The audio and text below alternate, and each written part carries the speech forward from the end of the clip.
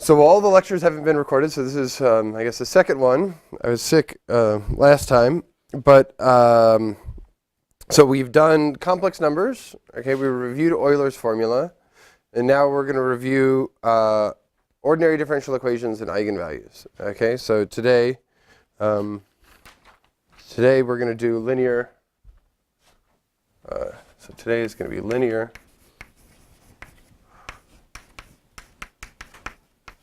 And eigenvectors, eigenvalues.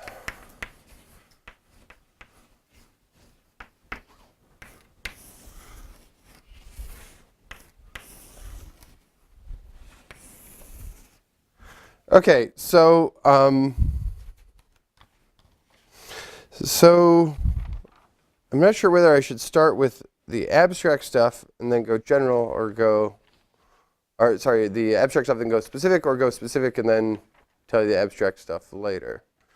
So let me just remind you guys what a vector space is, okay? And then so let me say what we're gonna do. So we want to talk about. So I want to introduce, or maybe recall, some vocabulary for talking about solutions of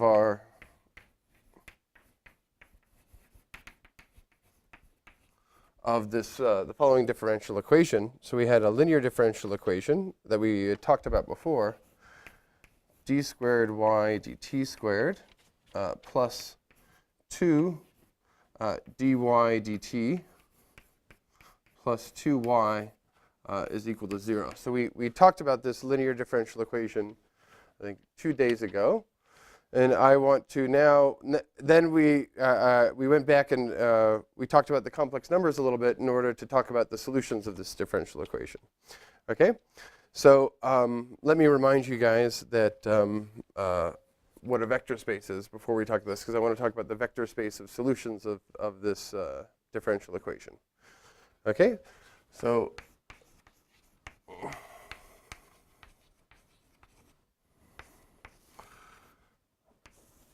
okay. So a lot of the reason why I'm doing this is because a lot of what's going to happen in partial differential equations is about infinite dimensional vector spaces. So a lot of it's like infinite dimensional linear algebra. All right. So so a set V with a vector addition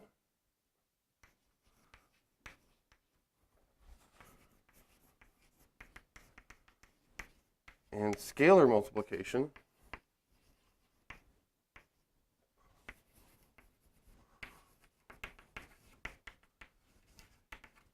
and for this class, the scalars will be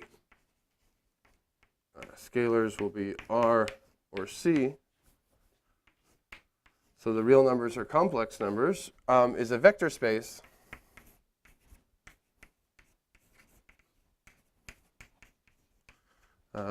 provided the addition and multiplication satisfy some axioms.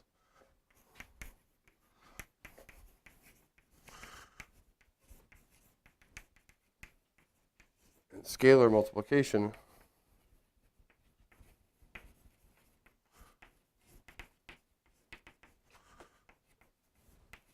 axioms.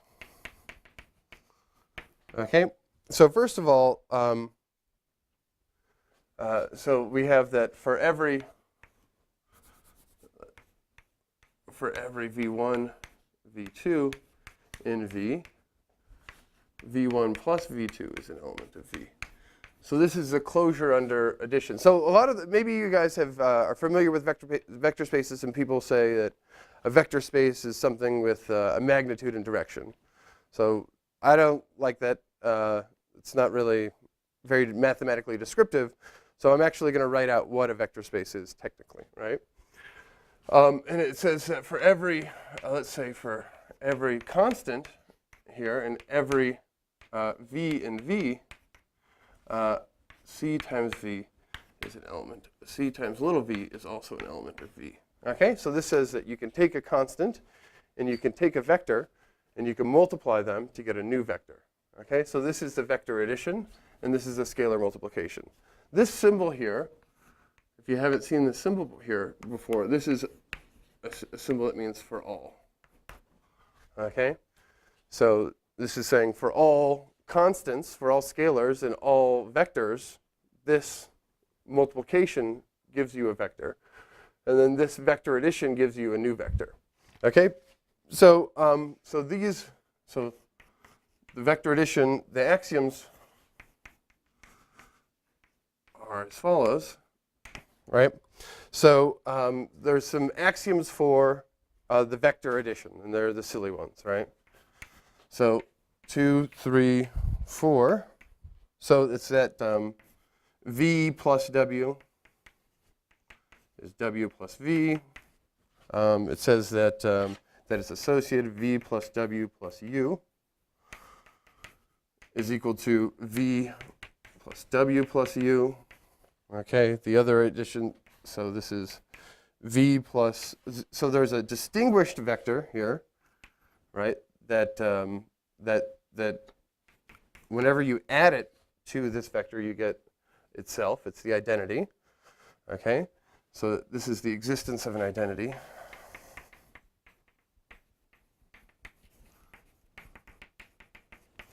Okay, and then there's exists inverses. So minus v plus v is equal to 0. So there exists vector inverses. Okay, so this is the commutative rule for the addition rule, and then this rule here is the what's called the associative rule.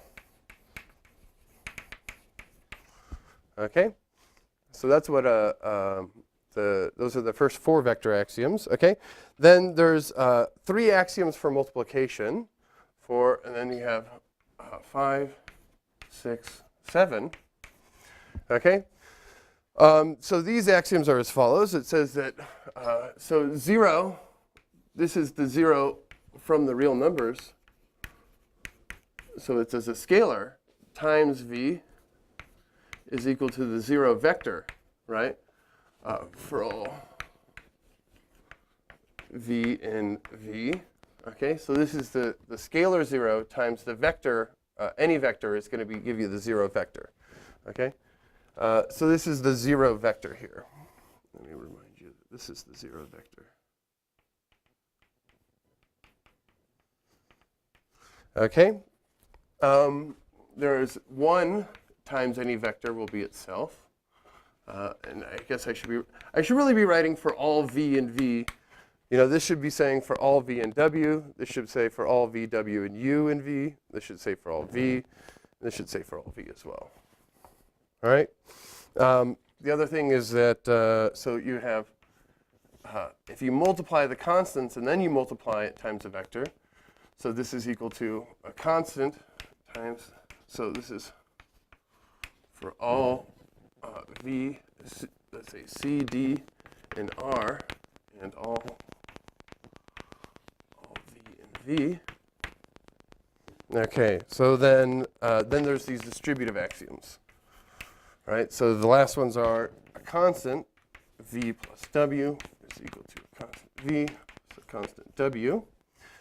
So this is for all c in the real numbers, and all vw and v.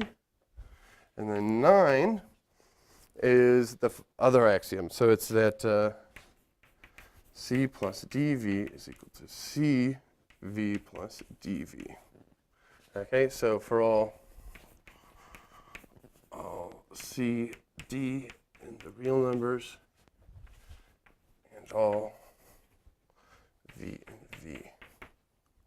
Okay, so there's this big mess of axioms, okay? And something that satisfies these axioms is what we call a vector space, okay? it's not so important to know. I mean, I think all of these things are pretty, they're easy to remember, right? So it's just like you flip them here. This is an associative thing. You know, if you add the 0 vectors to something, you should get it back. Here is saying that you have like an inverse, that you can take the negative of a vector and it's still 0. This is saying how scalar multiplication behaves, right? And I mean, I guess all these say how scalar multiplication should behave, okay? So they're kind of things that you guys already use.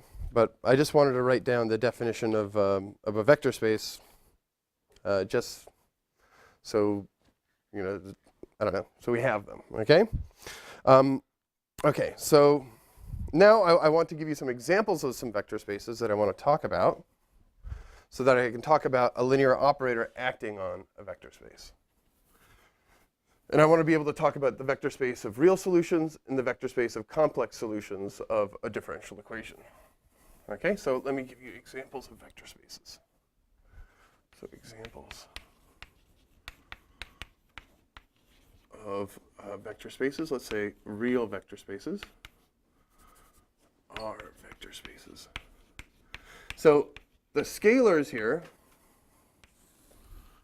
right? I could have done the scalars here instead of R, I could have done this with the complex numbers as well, okay? And that would give us complex vector spaces, all right? So, so let me give you an example. So the first example is Rn. So I think you guys are very familiar with Rn, right? So these are just tuples of numbers, right? So elements of theirs look like entries, you know. So if this was R3, it would be 3 entries of real numbers, okay? So here's another one. So C infinity of R. Okay, have you guys seen this one? Has anyone seen this one before? Okay, so this one here, so this is the set of infinitely differentiable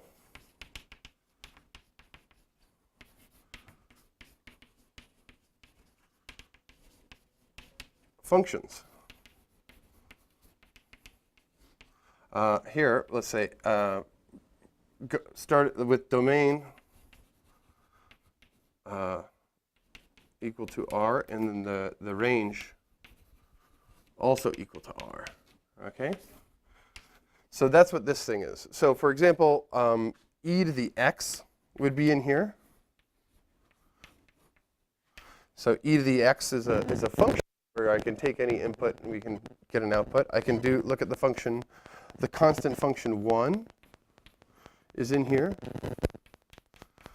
Any combination of these functions is in here. So functions which are infinitely differentiable. Does that make sense now? So like I can take any function which is infinitely differentiable, and I can multiply it times a constant, and it's still infinitely differentiable. Okay? All right, so like, you know, sine of x is in here.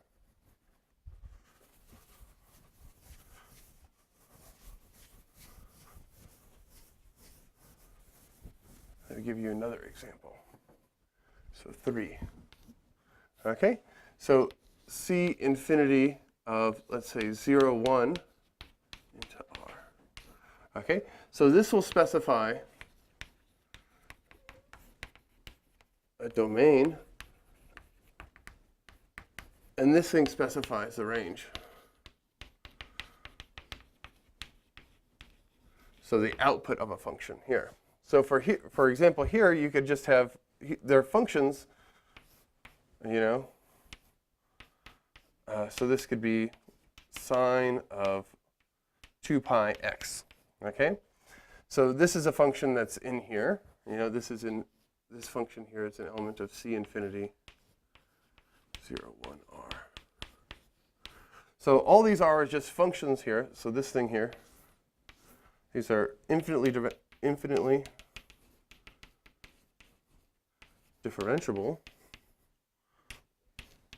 functions with domain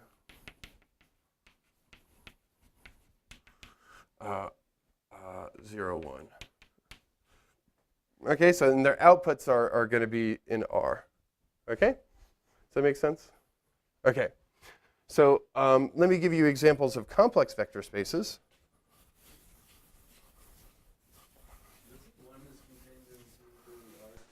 So is this thing contained in this thing? No, I mean right there on the bottom left. It's 1. This is 1. This is the constant function 1. And by this, I mean this is the function f of x is equal to 1. Okay? So let's think about this example here. Okay, what's f of 2 in this example? 1. What's f of 85? 1. Okay? So you can get all the constants in here as functions by making this stupid function here. Just like the function that's like, whatever you give me, I'm just going to spit back a constant function. Okay? Are you talking about taking derivatives? Yeah, I'm talking about different derivatives. So here, I mean that, so like, you know how you had those like pinches? So let me tell you of an example that's not in here. So this absolute value function here is not an element of C infinity of R. Right? Because it's not differentiable at the origin, right? It doesn't have a second derivative at the origin because it's discontinuous there. X equals 0 is contained in there as well? Yep, f of x is equal to 0 is also contained in there. F of x is equal to whatever, right? I mean, not whatever. Any constant is in there. As long as you can take an infinite number of derivatives at every point, then it's in there. Okay. All right? That's all we care about. This is just a very nice space that allows us to talk about derivatives. Okay? So, right? So it allows us to take derivatives of everything. Okay? That's it. Right? There's other functions. So sometimes people write C1, C2, C3. So that's something that people use sometimes for first differentiable, second differentiable, third differentiable, right? And then after that, they allow the derivatives to break. But we're not going to bother with that. C0 would just be continuous functions, right? Not necessarily differentiable functions. Okay. All right. So all right, we have this one now. So we can have examples of complex vector spaces.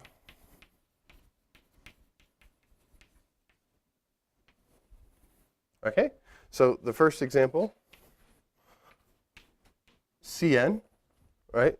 So this is just entries in the complex numbers, you know. So these are vectors, you know.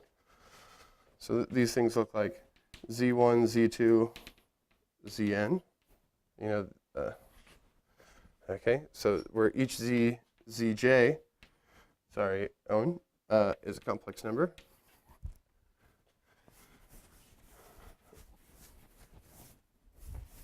I was trying to use zk. Let's use zk. Because that way, because there's a lot of like electrical engineers in here, right? Who use J for, right? So let's not do that. And then, okay, so then let me give you some other examples here. So 2 would be like, so here, C infinity, let's say R into C. So these are functions. So these things look like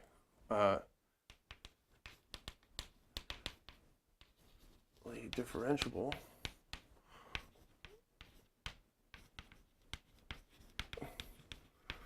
from R to C. Okay? Okay, so here, these functions will look like f of t is equal to, it could be like, you know, well, cosine t plus I sine of t. So each one of these parts is real valued, but together they make a complex valued function. All right. All right. Okay, so here's an example. Okay, so this thing here, well, I mean, and we also know what this one is. This is e to the it. This one is in there. Okay, but they're just, they have outputs here. So this is a complex vector space because I can take any function here and I can multiply it by a complex number and get a new function. Okay, that's also infinitely differentiable. All right, and the way to take a derivative, so if f of t is u of t plus, let's give another letter. If g of t is u of t plus I v of t, then to take the derivative of this thing here, we just take the derivative of each of the parts.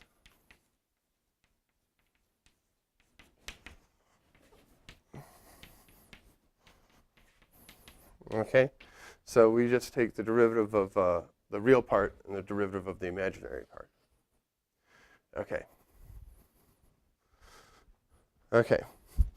So let's go back to our differential equation. Okay, so we have some vector spaces.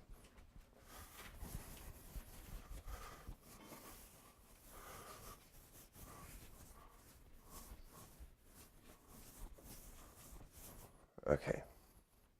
So back to our differential equation.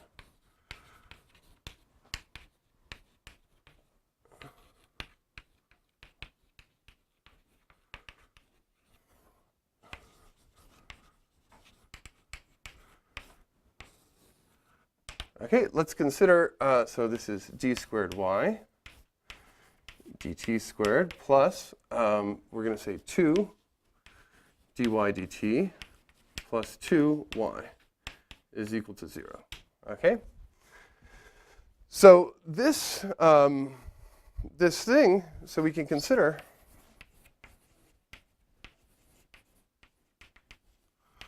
now this operator L, which is this thing.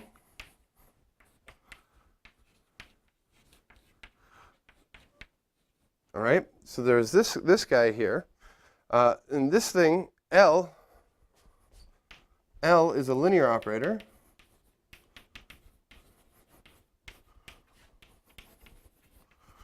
Which acts on this C infinity of, let's say, R. Let's say R to R, or this is what I called C infinity of R earlier. But you just specify a range and a domain there. And C infinity of R from R to T, or R to C.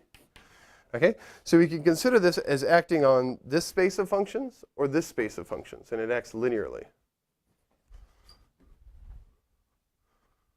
Okay?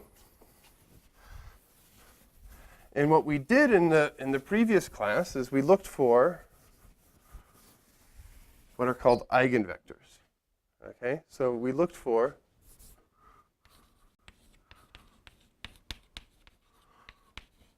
eigenvectors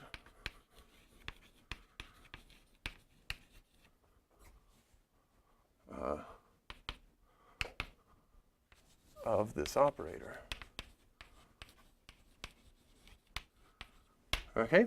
A vector is just an element of a vector space, right? And so we were just looking for, so i.e. Functions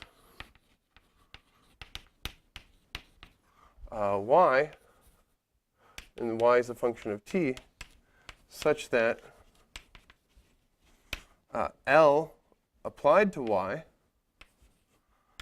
is equal to lambda y for some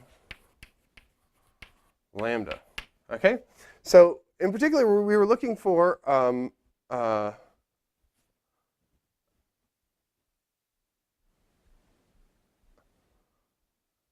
sorry, we were looking for not for eigenvectors of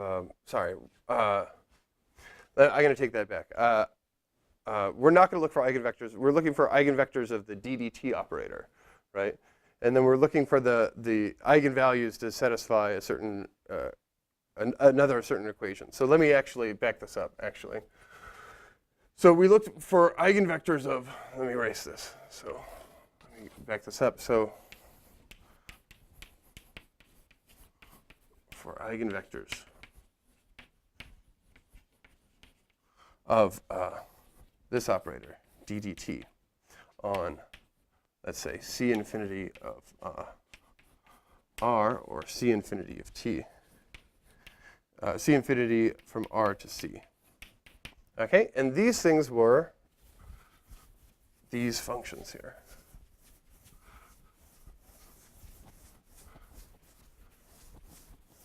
Okay, so we have, so we took, say, y of t that looks like e to the lambda t. Okay, and then we plug this into our differential equation, right? So we had this. So note that d dt of e to the lambda t is equal to lambda e to the lambda t. So this thing here. So this means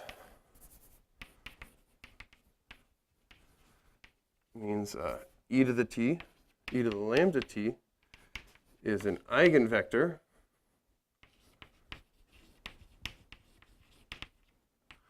with eigenvalue lambda for the operator acting on this space C infinity from R to C. Okay, this is another linear operator here, right? But we're looking for the elements in the kernel of this linear operator. Okay, we're not looking for eigenvectors. Okay, I guess you could say it's an eigenvector with eigenvalue 0 if you wanted to say, if you wanted to still, use that language. Okay, so we have this thing, and so let's, so when we tried this to put the solution into this equation, what did we get? Okay, so we ended up getting lambda squared. So putting our e to the lambda t's into our equation, we get the following, right? We get that, d dt e to the lambda t, and we did this before, squared,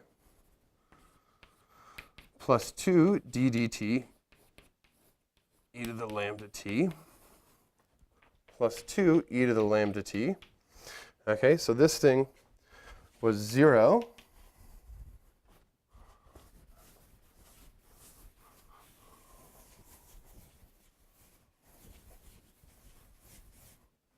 Right, and this is equal to, so this one's lambda squared e to the lambda t plus 2 lambda e to the lambda t plus 2 e to the lambda t.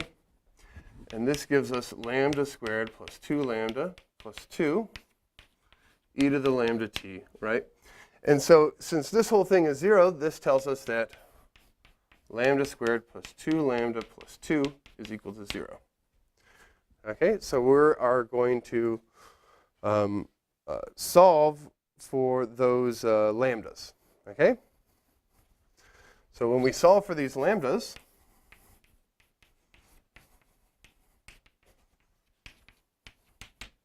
okay, so we solve for the lambdas, and what do we get? So we get e, so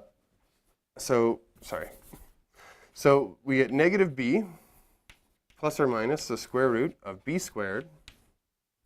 So b squared minus 4ac. So 4 times 2 over 2. So this is equal to a lambda. And there's two solutions of this. Let me write them out. So this is minus 2 plus or minus. And then we have a negative 4 over 2. So we have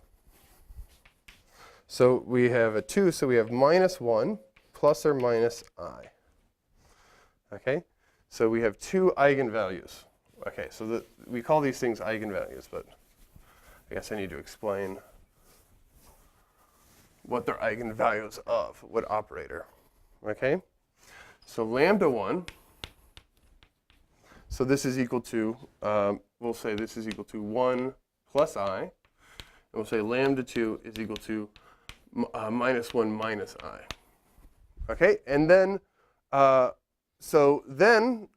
given this, we have two solutions, okay, of our differential equation, and they were complex solutions. All right, so this gives us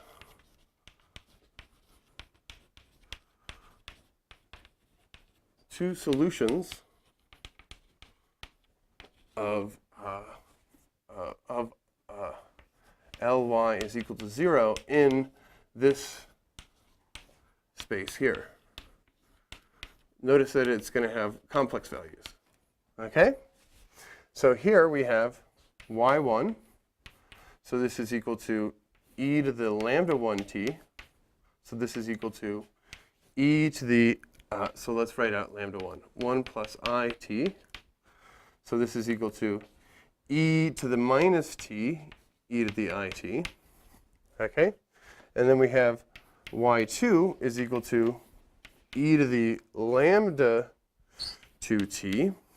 And so this is equal to e to the minus 1 minus I t. And so this is equal to e to the minus t, e to the minus it. Okay?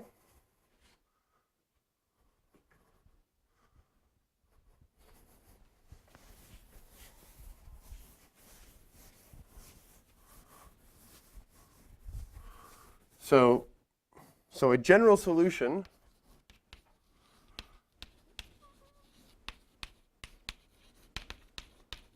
for the complex valued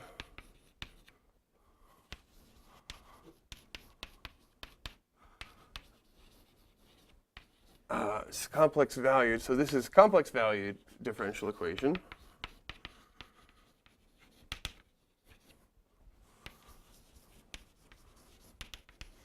Has the form y is equal to cy1 plus c2y2 for c1, c2, an element of the complex numbers. Okay? For application purposes, we wanted to get these things to be real valued. Okay? So we wanted this thing to have, so we are interested in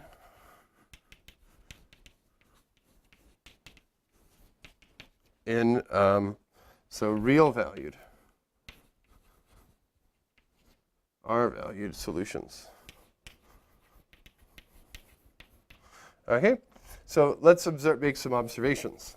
Okay, so now we have Euler's formula, and we can get some real valued solutions.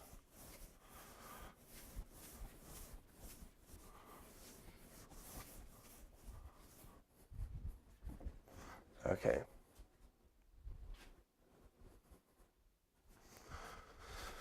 So, to get real valued solutions, so I guess I didn't prove to you guys that all the solutions look like this. All I've shown you is that these are solutions, and it's believable that linear combinations of those things are solutions, right? But one thing you can do is you can show that those things are all the solutions. Okay? So to get real valued solutions, we use Euler's formula.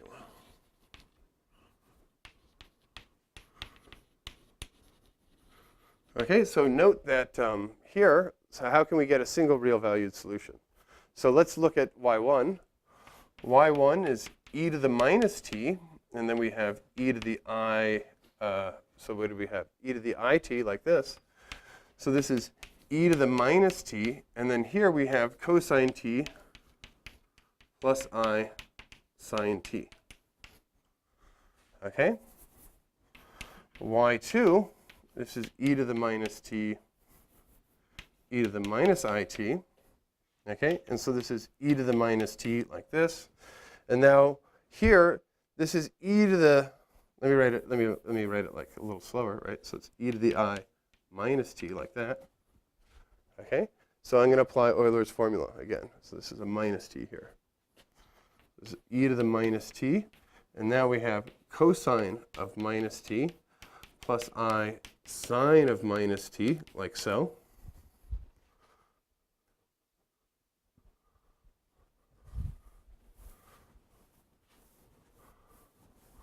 Okay? And so this thing, that's a really messed up t. That's a t. Okay? So this thing is equal to e to the minus t, like this. Okay? Cosine is an even function, so that's the same thing, minus I sine t, like this. So you can notice that y1 and y2, they're complex conjugates of each other. Okay? So these two things are complex conjugates of each other. So observe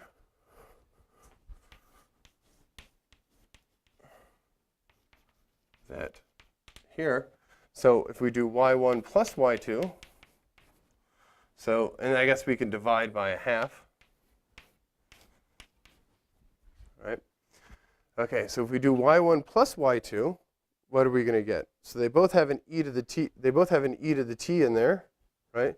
So this is equal to, well, let's write it like this: 1/2. So we have e to the minus t cosine t plus I sine t, and then we have plus e to the minus t cosine t minus I sine t. Okay? Okay, and so when we do that, these parts go away, right? And we get e to the minus t cosine t. And so, you guys see that? Okay? So now we have a real solution. Okay? Similarly, observe, right?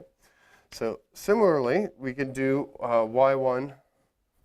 So we get 1 over 2i, y1 minus y2, right?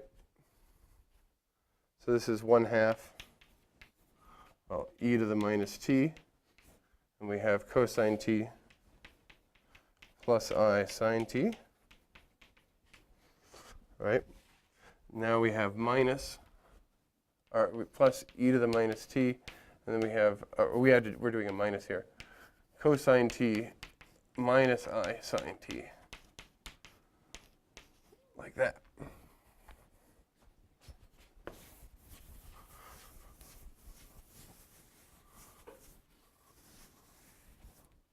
All right. So now this thing is equal to, well, these parts go away now. And since I did a minus minus, it becomes a plus. All right. And now this goes 1/2, or sorry, well, I'll write it out. 1/2 e to the minus t, and then we're going to have 1 over 2i. So I forgot an I here. 2i. 2i sine t, like here. And this gives us e to the minus t sine t. Okay? So this gives us another real solution. So I was allowed to take combinations, so linear combinations of these things with complex coefficients to get a solution, right? This is a complex coefficient as well. It's a real one. But now we have two solutions. Now we have two real solutions.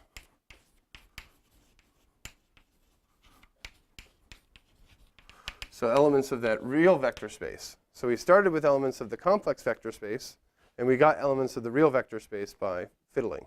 Okay? So we have this e to the minus t. So we could call this, I don't know, we should give it a letter. So we'll call this u1. This could be cosine t. And then u2 is e to the minus t sine t. Right? So these guys here are solutions, and these actually form a basis of the real solutions.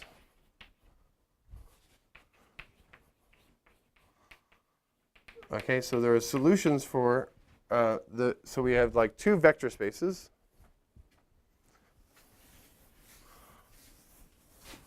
So let me give you a recap.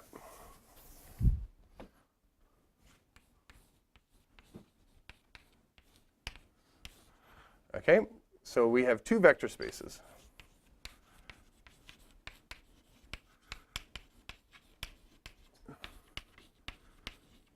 Okay, the two vector spaces were the spaces of solutions of these things, right? We'll call them, I don't know, I need two letters. So V1, I don't know, V1, right? So this will be the set of Y in C infinity of RC such that L of Y is equal to 0. And then we had V2 So these was the y, let's call these the u's in C infinity RR, such that L of u is equal to 0. Okay? So these were like the complex valued things, and these are the real valued things. So V1 was a complex vector space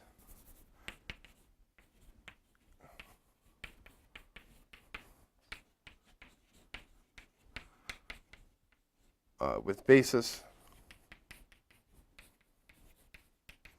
So y1 and y2. So its elements look like, i.e. V1 looks like. So I didn't prove this. I only showed you that we had solutions, but I didn't show you that every solution looked like this. But the solutions look like this, C2, Y2, with C1, comma C2, an element of the complex numbers. Okay? So these were the complex solutions, and then we had the real solutions. The real solutions were the things generated by the u's, right? And V2 was equal to the set of, let's say, so this is equal to the set of, let's say, A1U1 plus A2U2, A1, A2, an element of the reals. Okay, so this was the real, this is a two-dimensional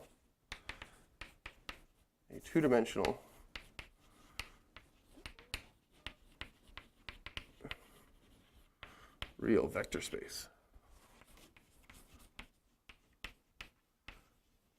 Right? And it lives inside this big vector space here, that has lots and lots of functions in it. Okay? So there's like this big thing that sits inside. All right, so like now we have a way of talking about like, so we talked about, okay, so like, I don't know, so we have the complex solutions, and now that we have Euler's formula, we can talk about converting between complex solutions and real solutions. Yeah? Real solutions, like the V2 contained in V1, because... Yeah, the V2 are certainly contained in V1. Yeah, yeah. So note, that's a very good observation. Note that V2 is contained in V1, right? So these are the complex solutions.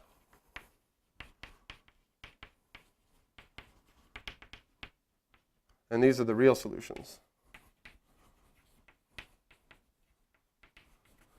And often these are like the ones that we care about for engineering applications, is the real solutions, okay? Okay. We actually, you can see that, you can already see that they're in here, because here, so note that, so this is what we called U1, right? So note that U1, so U1 is equal to, it's equal to 1/2 Y1 plus 1/2 Y2, which is certainly an element of V1. Right? Because here we took all the combinations where the coefficients were complex numbers here. So here, C1 is equal to 1/2, and C2 is equal to 1/2. Right? So for this particular, in this presentation here. Right? This shows that U1 is an element of V1. Okay? Same goes for V2.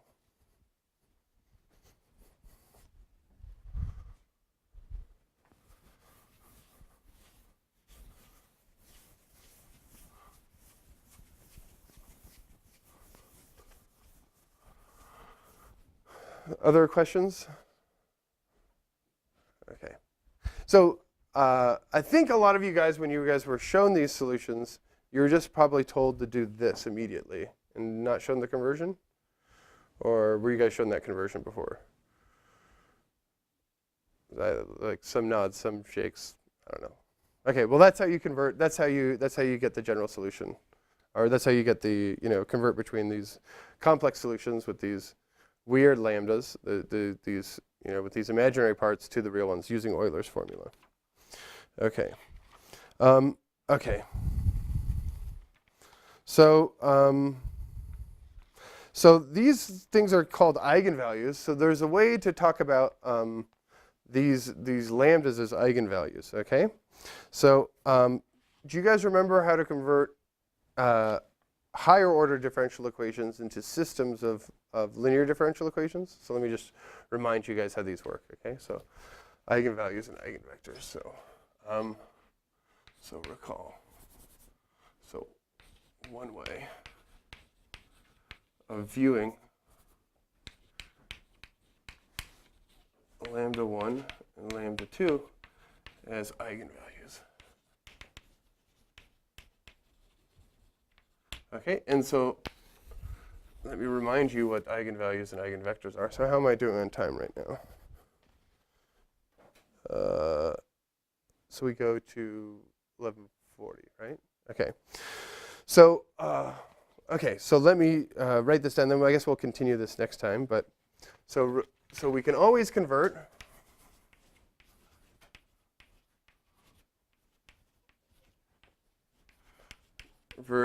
higher order ODEs in one variable, one dependent variable,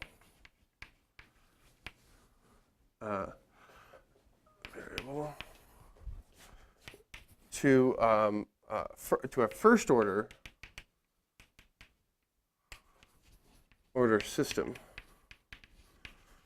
Okay, and let me show you how this works. So for our particular case, so in our case we have y prime prime plus 2y prime plus 2y. We had this thing here. Okay, so what we do is we make a new variable. So to do this, to convert this into a system of things, we make a new variable.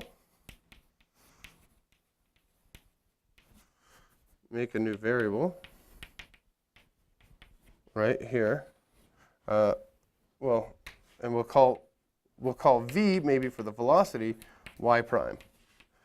And so this gives us the equation. This gives us two equations. Y prime is equal to v, and then we have v prime, which is y prime prime, plus 2v plus 2y is equal to 0. Right? And then this gives us a matrix equation. Okay, so let me write down the matrix equation now.